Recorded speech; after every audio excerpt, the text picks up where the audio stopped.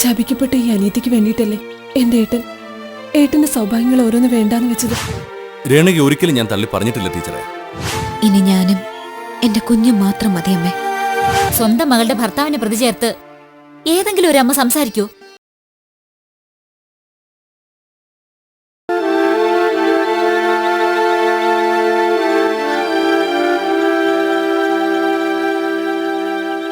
നീ എന്താ ശരു, എന്നോടെന്തോ ഒറ്റയ്ക്ക് സംസാരിക്കാനുണ്ടെന്ന് പറഞ്ഞിട്ട്? നിന്റെ ഈ ഭാവവും മൗനവും ഒക്കെ കണ്ടിട്ട് എനിക്കെന്തോ വല്ലാതെ ഭയം തോന്നുന്നു. നിനക്കെന്താ എന്നോട് പറയാനുള്ളത്? ഒരർത്ഥത്തിൽ നമ്മൾ ഭാഗ്യമുള്ളവർ തന്നെയല്ലേ ശ്യാമേട്ട? കല്യാണം കഴിഞ്ഞിട്ടും നമുക്ക് രണ്ടാക്കും ഒരേ വീട്ടിൽ തന്നെ ഇങ്ങനെ കഴിയാൻ ഒക്കുന്നുണ്ടല്ലോ, എപ്പോഴും പരസ്പരം കണ്ടുകൊണ്ട്. അങ്കിളിന്റെയും ഗിരിയുടെയും മറ്റു ആഗ്രഹം തന്നെയായിരുന്നല്ലോ. രോഗി ഇച്ഛിച്ചതും വൈദ്യം കൽപ്പിച്ചതും പാല എന്ന് പറഞ്ഞതുപോലെ നമ്മൾ ആഗ്രഹിച്ചിരുന്നതും ഇതന്നെയായിരുന്നില്ലേ? ഒരു വ്യത്യാസമേ ഉണ്ടായുള്ളൂ. നിന്നെ വിവാഹം കഴിക്കുന്നയാൾ എന്നോടൊപ്പം നമ്മുടെ വീട്ടിൽ കഴിയണമെന്നായിരുന്നു എന്റെ ആഗ്രഹം. ഇതിപ്പോ തിരിച്ചായെന്നല്ലേ ഉള്ളൂ. അതിലേറ്റം വിഷമിക്കേണ്ട കാര്യമില്ലല്ലോ, ഇത് ഗംഗേച്ചിയുടെയും കൂടെ വീടല്ലേ. അതിലെനിക്ക് വിഷമമുണ്ടെന്ന് നിന്നോട് ആരാ പറഞ്ഞത്? പക്ഷെ എനിക്ക് വിഷമമുണ്ട് ഏട്ടാ. എന്തിന്? അതെ ഏട്ടാ, ഏട്ടൻ ഈ സഹിക്കുന്നതെല്ലാം എനിക്ക് വേണ്ടിയിട്ടാണല്ലോ എന്ന് ഓർക്കുമ്പോ ഈ ശാലുവിന് വിഷമമുണ്ട്. ഞാൻ എന്ത് സഹിക്കുന്നാ നീ പറഞ്ഞു വരുന്നത്? ശപിക്കപ്പെട്ട ഈ അനീതിക്ക് വേണ്ടിയിട്ടല്ലേ എന്റെ ഏട്ടന്റെ സൗഭാഗ്യങ്ങൾ ഓരോന്ന് വേണ്ടാന്ന് വെച്ചത്. ഏട്ടന്റെ സൗഭാഗ്യങ്ങളെല്ലാം നീയല്ലേ മോളെ? ഏട്ടന്റെ ശാപം എന്ന് പറയൂ ഏട്ടാ, അതല്ലേ കൂടുതൽ ശരി. ശാലു, അതെ ഏട്ടാ, ഈ ശാലു ഒരു ശപിക്കപ്പെട്ടവൾ തന്നെയാണ്. അതുകൊണ്ടല്ലേ ഞാൻ ജനിച്ചു വീണയുടൻ നമ്മുടെ അച്ഛൻ നമ്മളെ വിട്ടുപോയത്. പിന്നെ അധികം നാൾ കഴിയും മുമ്പേ അമ്മയും പോയി. ഒടുവിലിപ്പോ എനിക്ക് വേണ്ടി മാത്രം ജീവിതം ഒഴിഞ്ഞു വെച്ച എന്റെ ഏട്ടൻ ഇപ്പൊ ത്യാഗങ്ങൾ മാത്രം അനുഭവിക്കുന്നു. ശാലു മതി, നീ ഒന്ന് നിർത്തുന്നുണ്ടോ? നിനക്കെന്താ പറ്റിയത്? എന്റെ ഏട്ടനൊന്നും പറ്റരുതെന്ന ഈ അനിയത്തിയുടെ പ്രാർത്ഥന. ശാലു, നീ എനിക്ക് വേണ്ടിയല്ലേ ശ്യാമേട്ടൻ രേണു വെച്ച് ഉപേക്ഷിച്ചത്? എല്ലാം അറിഞ്ഞിരുന്നോണ്ട് രോഗിയായ ഗംഗേച്ചി വിവാഹം കഴിച്ചത്.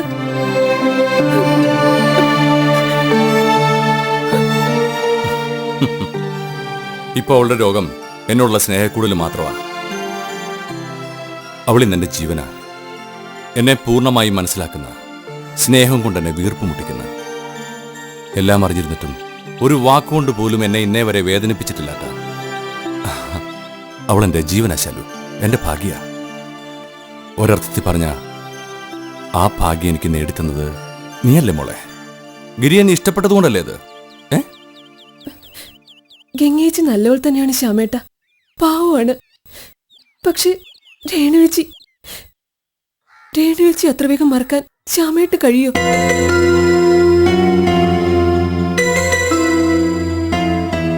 മറക്കണം, മറന്നേ പറ്റൂ, എന്റെ ഗംഗയ്ക്ക് വേണ്ടി.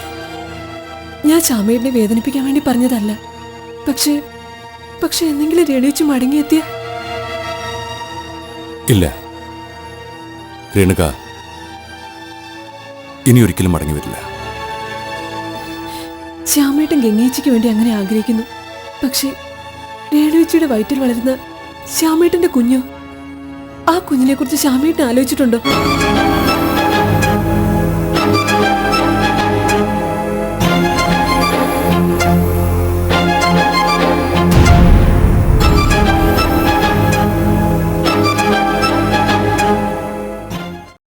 അതിനുശേഷം അഡ്വക്കേറ്റ് ശ്യാമപ്രസാദിനെ ടീച്ചർ എന്നാ കണ്ടത്?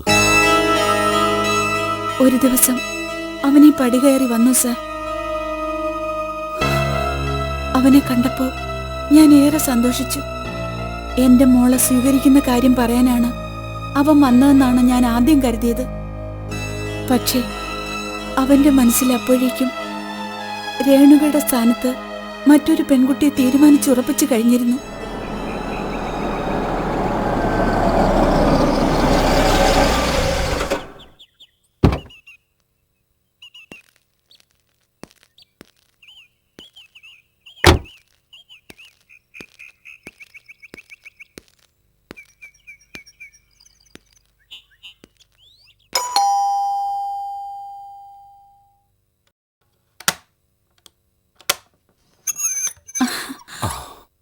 ശ്യാമോ, വാ മോനെ. ആ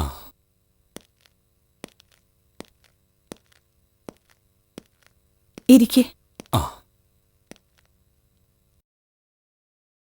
ഞാന് താലോലത്തിൽ പോയിരുന്നു. എന്നിട്ട് മോൻ രേണുകയെ കണ്ടോ? ഇല്ല, എന്നെ ഒന്ന് കാണാൻ പോലും രേണുക കൂട്ടാക്കിയില്ല. അവൾക്ക് വിഷമമുണ്ടായില്ലേ മോനെ? സ്നേഹിച്ച പുരുഷൻ തള്ളി പറയുമ്പോ ഏത് പെൺകുട്ടിക്കാ സഹിക്കാൻ കഴിയുക? രേണുക ഒരിക്കലും ഞാൻ തള്ളി പറഞ്ഞിട്ടില്ല ടീച്ചറെ. എന്റെ സാഹചര്യങ്ങൾ പറഞ്ഞ് മനസ്സിലാക്കാൻ ശ്രമിച്ചു, അത്രമാത്രമേ ഞാൻ ചെയ്തിട്ടുള്ളൂ. രേണുക എന്നെ മനസ്സിലാക്കുമെന്നാണ് ഞാൻ കരുതിയത്. പക്ഷെ എനിക്ക് തെറ്റിപ്പോയി. രേണുകയ്ക്ക് അവളുടെ സ്വാർത്ഥത മാത്രമായിരുന്നു വലുത്. സ്വാർത്ഥത ശ്യാമിനും ഉണ്ടായിരുന്നില്ലേ? എല്ലാറ്റിനേക്കാൾ വലുത് ശ്യാമിന്റെ പെങ്ങൾ മാത്രമായിരുന്നില്ലേ? അതെ, ഇന്നും അതങ്ങനെ തന്നെയാണ് താനും. എങ്കിൽ പിന്നെ ഒരു പാവം പെൺകുട്ടിയെ നീ എന്തിനു സ്നേഹിച്ചു വഞ്ചിച്ചു? ഞാൻ ആരെയും വഞ്ചിക്കാൻ ശ്രമിച്ചിട്ടില്ല. എന്റെ ജീവിത പങ്കാളിയായി ഞാൻ രേണുകയെ തീരുമാനിച്ചുറപ്പിച്ചത് തന്നെയാണ്. പക്ഷെ എന്റെ ശാലു തന്റെ കഴുത്തി താലി ചാർത്തേണ്ടവൻ വിവാഹത്തിന് 3 നാൾ മുൻപ് അപകട മരണത്തിൽപ്പെട്ട വാർത്തയറിഞ്ഞ് അവള് തളർന്നു വീണ് കിടക്കുമ്പോ സ്നേഹിച്ച പെണ്ണിന്റെ കയ്യും പിടിച്ച് ആർത്തുല്ലസിച്ച് നടക്കാൻ എനിക്കെന്നല്ല, മനസാക്ഷിയുള്ള ഒരു സഹോദരന്മാർക്കും കഴിയില്ല. ഏത് സാഹചര്യങ്ങൾ കൊണ്ടാണെങ്കിലും ഉള്ളിൽ ഗർഭം പേറുന്ന ഒരു പെൺകുട്ടിക്ക് മുമ്പിൽ അതിന് കാരണക്കാരനായ പുരുഷൻ കൈമലർത്തുമ്പോൾ അവൾക്കത് ഒരിക്കലും സഹിക്കാൻ കഴിയില്ല. മാനസിക നില പോലും തകർന്നു പോയേക്കാവുന്ന ആ ഘട്ടത്തിൽ അവൾ എങ്ങനെ പെരുമാറിയാലും അതൊന്നും തെറ്റാണെന്ന് പറയാനും കഴിയില്ല. എല്ലാം ഞാൻ സമ്മതിക്കുന്നു ടീച്ചറെ. പക്ഷെ ഞാനിപ്പോ നിസ്സഹായനാണ്. ശാലിനിക്കൊരു വിവാഹാലോചന വന്നിരിക്കുന്നു. അവൾക്കുണ്ടായ ദുരിതങ്ങളെല്ലാം അറിഞ്ഞിട്ടും അതൊന്നും കൂട്ടാക്കാതെ അവളെ വിവാഹം കഴിക്കാൻ അയാൾ ഒരുക്കമാണ്. പകരം അവർക്കൊരു ഡിമാൻഡ് മാത്രമേ ഉള്ളൂ.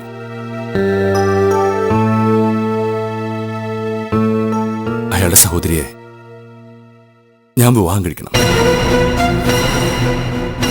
ശ്യാം,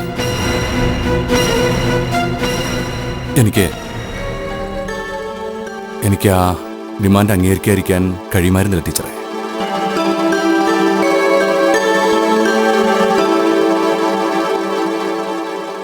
ഞാൻ അവർക്ക് വാക്ക് കൊടുത്തു. ദുഷ്ടനാണ് നീ, കണ്ണി ചോരയില്ലാത്ത മൃഗം. പാവ ഒരു പെൺകുട്ടിയെ മോഹിപ്പിച്ച് വഞ്ചിച്ച് ഉപേക്ഷിച്ചിട്ട് ഒടുവിലൊരു മനസാക്ഷി കുത്തുപോലും ഇല്ലാതെ മറ്റൊരുത്തിയുടെ പിന്നാലെ പോവാൻ നിനക്ക് എങ്ങനെ മനസ്സ് വന്നടാ? വക്കീലാണ് പോലും വക്കീല്. പാവം എന്റെ അനുജത്തെ ഉപേക്ഷിച്ചിട്ട് നീ വേറെ ആരുടെ കൂടെ പോയി പുറത്താലും ഒരു കാലത്ത് നിനക്ക് സ്വസ്ഥത കിട്ടാൻ പോകുന്നില്ല. ഇതിനൊക്കെ കാരണക്കാരിയായ നിന്റെ ആ പൊന്നു പെങ്ങളുണ്ടല്ലോ, അവളും ഇതിനനുഭവിക്കും. നീ നോക്കിക്കോ.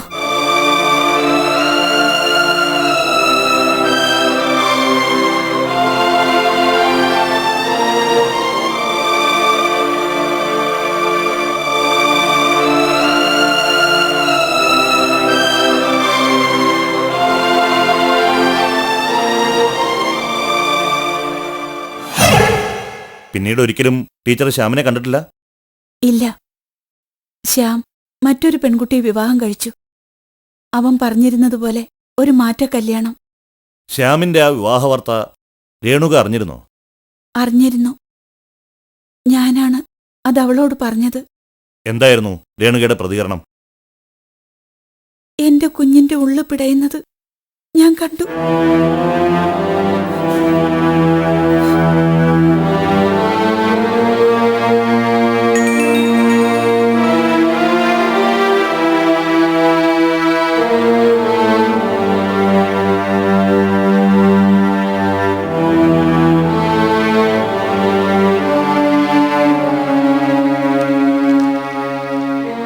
മതിയമ്മേ.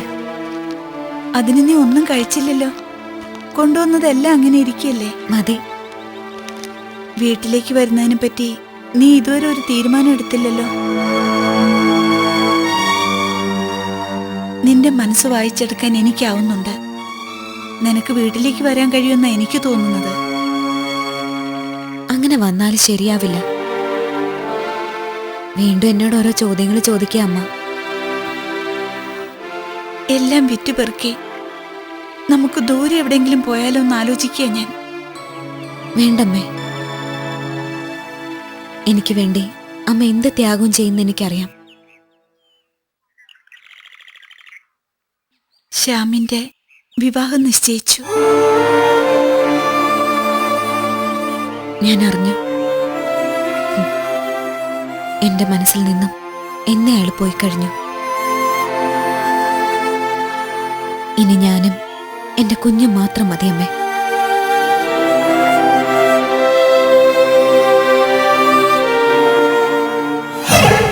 ടീച്ചർ രേണുകയെ അവസാനമായി കണ്ടത് അന്നായിരുന്നോ? അല്ല, പിന്നീട് ഒരിക്കൽ കൂടി ഞാൻ എന്റെ മോളെ കണ്ടു. ശ്യാമിന്റെ കല്യാണ ദിവസം. അപ്പോൾ എങ്ങനെയായിരുന്നു അവള്? അവൾ ശരിക്കും തീരുമാനിച്ചുറപ്പിച്ചതുപോലെയായിരുന്നു. ശാലിനിക്കൊരു നല്ല ജീവിതം ഉണ്ടായല്ലോ എന്നവൾ പുറമെ സന്തോഷിച്ചു. ജീവിതത്തിലേക്ക് തിരിച്ചു വരാൻ ഞാൻ വീണ്ടും അവളെ നിർബന്ധിച്ചു. സമയം അപ്പോഴും ബാക്കിയുണ്ടായിരുന്നു. എല്ലാം അവളുടെ എടുത്തുചാട്ടമായിരുന്നു. അവൾ ഒരു നിമിഷം ഒന്ന് ചിന്തിച്ചിരുന്നെങ്കിൽ, ആലോചിച്ച് പ്രവർത്തിച്ചിരുന്നെങ്കിൽ ഒരിക്കലും ഇങ്ങനെയൊന്നും സംഭവിക്കില്ലായിരുന്നു. അഡ്വക്കേറ്റ് ശ്യാമപ്രസാദിനോട് അപ്പോൾ അവൾക്കുള്ള പ്രതികരണം എന്തായിരുന്നു? വല്ലാത്തൊരു പകയായിരുന്നു അവൾക്ക്. അവളുടെ വയറ്റിൽ വളരുന്ന കുഞ്ഞിനെ കൊന്നിട്ട് അയാൾക്ക് വേണ്ടി കാത്തിരിക്കാനും അതിനുശേഷം ഒന്നും സംഭവിച്ചിട്ടില്ലാത്ത മട്ടിൽ അയാളുടെ ഭാര്യയായി അസുഖം വാഴാനും അവളെ കിട്ടില്ലെന്ന് തീർത്തു പറഞ്ഞു. ഒടുവിൽ നിങ്ങൾ എന്തു പറഞ്ഞാ പിരിഞ്ഞത്? ഒരർത്ഥത്തിൽ രേണുക എന്നെ ആട്ടിയിറക്കുകയായിരുന്നു സർ. എന്റെ മോള് എന്നെ മനസ്സിലാക്കിയില്ല. ഈ അമ്മയുടെ ദുഃഖം അവള് ചെവിക്കൊണ്ടില്ല. രേണുവയ്ക്ക് എന്തു പറ്റിയെന്നാ ടീച്ചർ വിശ്വസിക്കുന്നത്? എന്റെ മോൾക്കൊന്നും പറ്റിയിട്ടില്ല സർ. ആരും അവളെ ബലാത്കാരമായി ഒളിപ്പിച്ചിരിക്കുക. ഇഫ് യു ഡോണ്ട് മൈൻഡ്, രാധികയുടെ ഭർത്താവ് ധനപാലിനെ പറ്റി ടീച്ചറുടെ അഭിപ്രായം എന്താ ടീച്ചർ? ടീച്ചർക്ക് അയാളെക്കുറിച്ച് എന്തെങ്കിലും അഭിപ്രായ വ്യത്യാസമുണ്ടോ? എനിക്ക് ഒട്ടും പൊരുത്തപ്പെടാൻ കഴിയാത്ത ഒരാളാണ് സർ ധനപാലൻ. അതിന് കാരണം? കാരണങ്ങൾ ഒരുപാടുണ്ട്. എന്റെ കുഞ്ഞിനെ അവൻ ഒരുപാട് നൊമ്പരപ്പെടുത്തിയിട്ടുണ്ട്. എങ്ങനെ? എന്റെ സമ്പാദ്യത്തിൽ മാത്രമാണ് സാറേ അവന്റെ നോട്ടം.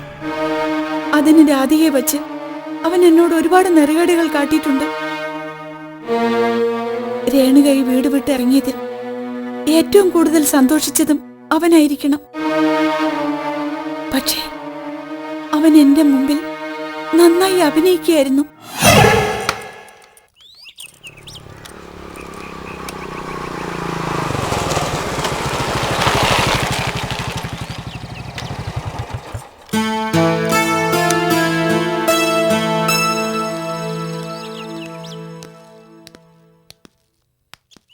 അല്ല, അമ്മ എങ്ങോട്ടാ? ഇന്ന് ഞാൻ എങ്ങോട്ടാ പോകുന്നതെന്ന് എന്റെ മോക്ക് കൃത്യമായിട്ട് അറിയാലോ. പിന്നെന്തിനാ ഇങ്ങനെ ഒരു ചോദ്യം? അമ്മായിയെ കാണാൻ വേണ്ടിയാ ഞങ്ങൾ വന്നത്. അത് മനസ്സിലായി. ഇന്നെനിക്ക് പെൻഷൻ കിട്ടുമല്ലോ. അതിലൊരു വീതം വാങ്ങാൻ എല്ലാ മാസവും ഈ കൃത്യ ദിവസം തന്നെ മോൾ എത്തുമെന്നും എനിക്കറിയാം. കാശിനു വേണ്ടിയല്ലമ്മേ, പ്രധാനമായും രേണുവിന്റെ കാര്യം അറിയാനാ വന്നത്. ഇത്രയും ദിവസമായിട്ടും നീ ഇന്നെങ്കിലും വന്നൊന്ന് തിരക്കിയല്ലോ, സന്തോഷം. അമ്മ എന്നെ ഇങ്ങനെ പരിഹസിക്കരുത്. പരിഹാസമോ? അതിനുവേണ്ടിയല്ല നിങ്ങളെ ഞാൻ വളർത്തിയത്. നീ ഒന്നും മിണ്ടായിരിക്കുന്നുണ്ടോ? അമ്മായി, ഇവളിൽ നിന്നോ എന്നിൽ നിന്നോ എന്തെങ്കിലും ഒരു ദുഃഖം ഇതുവരെ അമ്മായിക്ക് ഉണ്ടായിട്ടുണ്ടോ? പിന്നെ രേണുക, അവളുടെ കാര്യം ഓർത്ത് അമ്മായി ദുഃഖിക്കണ്ട. എന്റെ മാത്രം സുഖവും സന്തോഷവും നോക്കി ഞാൻ ഒരിക്കലും ജീവിച്ചിട്ടില്ല, ഇനി ജീവിക്കുകയില്ല. അമ്മ സംസാരിച്ച സമയം കളയാതെ വേഗം പോയിട്ട് വരൂ. പെൻഷന്റെ ഒരു പങ്ക് എന്തായാലും എനിക്ക് വേണ്ടി നീക്കിവെക്കുന്നത് പതിവാണല്ലോ. ഇല്ല രാധികെ, ആ പതിവിന് നടക്കുമെന്ന് തോന്നുന്നില്ല. നടക്കില്ലേ? അപ്പോ വന്ന് വെറുതെ ആയോ? മക്കളാണ് എന്റെ സമ്പാദ്യം. നിങ്ങൾ രണ്ടുപേരും എന്നോളം വളർന്നപ്പോ ഞാൻ സന്തോഷിച്ചു. എല്ലാ സമ്പാദ്യവും ഞാൻ തുല്യമായി പങ്കുവച്ചു. പക്ഷേ ഇനി എനിക്കങ്ങനെ ചിന്തിക്കാനാവില്ല. രേണുകയ്ക്കും അവിടെ വയറ്റിക്കിടക്കുന്ന കുഞ്ഞിനും വേണ്ടിയാണ് ഇനി എന്റെ പെൻഷൻ കാശ് ഉപയോഗിക്കാൻ പോകുന്നേ. അതിന് രേണുകന് തിരിച്ചു വരൂ. എന്താ സംശയം? എന്റെ മോള് വരും. ഞാൻ പോയി കൂട്ടിക്കൊണ്ടുവരും. അനാഥയെ പോലെ ഒറ്റപ്പെട്ട് കഴിയാൻ പാടില്ല. ആരും അവളെ തള്ളിപ്പറയരുത് എന്നൊരു അപേക്ഷ കൂടിയുണ്ട് ഈ അമ്മയ്ക്ക്. കല്യാണത്തിന് മുൻപ് രാധിക ഇങ്ങനൊന്നും ആയിരുന്നില്ല സർ. രേണുക അവൾക്ക് ജീവനുമായിരുന്നു. ധനപാലിനോടൊപ്പം കൂടിയ ശേഷം അവളും ഇങ്ങനെ. അതിന് ഞാൻ മാത്രമല്ലല്ലോ കുറ്റക്കാരി. മറ്റുള്ളവരെ പോലെ സ്വന്തം ഇഷ്ടത്തിന് ഇറങ്ങിപ്പോയി ധനപാലേട്ടനെ കല്യാണം കഴിച്ചൊന്നും അല്ലല്ലോ ഞാൻ. എല്ലാരും കൂടെ തീരുമാനിച്ചുറപ്പിച്ചത് തന്നെയല്ലേ. എന്നിട്ടിപ്പോ അതിന് ഞാൻ നിന്നെ കുറ്റം പറഞ്ഞതല്ല രാധികെ. വേണ്ട, അമ്മ എന്ന് പറയണ്ട. ഒക്കെ ഞാൻ കേട്ടതല്ലേ. രേണു അവളുടെ തോന്നിയാസത്തിന് എവിടേക്ക് ഇറങ്ങിപ്പോയതിന് ഞാനും ഏട്ടനൊക്കെ എന്ത് പഴച്ചു. ഒടുക്കം ഞാനും ഭർത്താവില്ലാതെ ഇവിടെ വന്നെന്ന് നരയിക്കുന്നത് കാണാൻ അമ്മയുടെ ആഗ്രഹം അല്ലേ? രാധികെ, ഞാൻ മാഡം, അറിയാതെ അബദ്ധത്തിന് ടീച്ചർ എന്തെങ്കിലും പറഞ്ഞു പോയിട്ടുണ്ടെങ്കിൽ അതിനിത്ര കയത്ത് സംസാരിക്കേണ്ട കാര്യമുണ്ടോ? മാഡത്തിന്റെ അമ്മയല്ലേ അവര്? ആ തോന്നൽ അമ്മയ്ക്കുണ്ടായിരുന്നെങ്കിൽ അമ്മ ഇങ്ങനെയൊന്നും സംസാരിക്കില്ലായിരുന്നു. സ്വന്തം മകളുടെ ഭർത്താവിനെ പ്രതി ചേർത്ത് ഏതെങ്കിലും ഒരു അമ്മ സംസാരിക്കൂ? ധനപാലന് ചില ചുറ്റിക്കളികളൊക്കെ ഇല്ലെന്ന് ഒറ്റയടിക്ക് സമർത്ഥിക്കാൻ മാഡത്തിന് കഴിയുമോ? എനിക്കറിയാം. എല്ലാവരും ചേർന്ന് ധനപാലേട്ടനെ കുറ്റവാളിയാക്കാൻ ശ്രമിക്കുക. എന്റെ അമ്മ അതിന് കൂട്ടു നിൽക്കുക.